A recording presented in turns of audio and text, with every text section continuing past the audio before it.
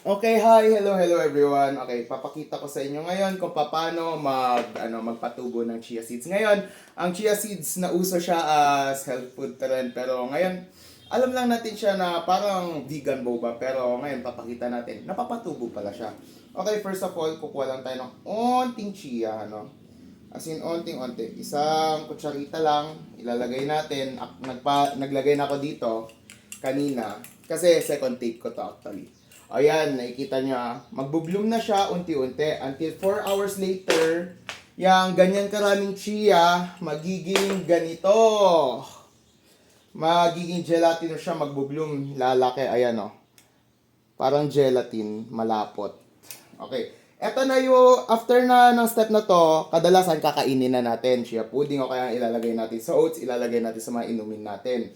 Pero dahil tayo, magpapatubo tayo, ang gagawin lang natin, kukuha tayo ng onting chia, ilalagay natin dito sa paper towel. Okay, paper towel or tissue, pero paper towel mas durable siya. Ayan, fold natin ng ganito. Kuha lang tayo ng onte. Etong buong batch na to, marami ka na mapapatubo dito actually. Ayan Ilalagay natin dito. Ayan. And then spread. Pag na-spread mo na, ilalagay mo lang siya sa ramekin mo. Ito yung sa first take ko. Pero nagkamali ako sa first take, ilalagay mo siya ng ganito. And then, papatubuin mo na siya. Hintayin mo na lang. I-sprayan mo siya once or twice a day. Check nyo na lang kung tuyo o basa yung paper towel. Pag natuyo yung paper towel, i-sprayan mo siya. Okay, tapos ito yung batch natin na pinatubo ng 1 day na. Ayan nakikita yan. Nag-start na siyang mag-ugat. Ayan na siya, meron na, makikita nyo na yung head. Okay.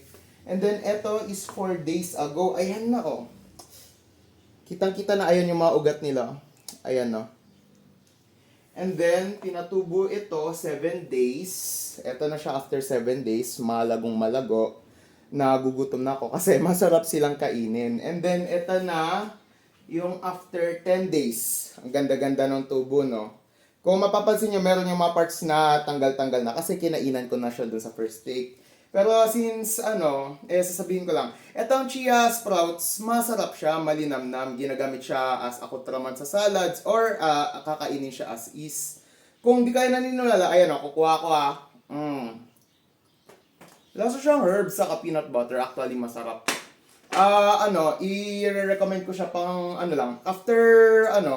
after maluto na yung pagkain nyo kung nasa pan pa, after 1 minute or 30 seconds, ilagay nyo na yung sprouts nyo, tapos hintayin nyo lang siya na uminit.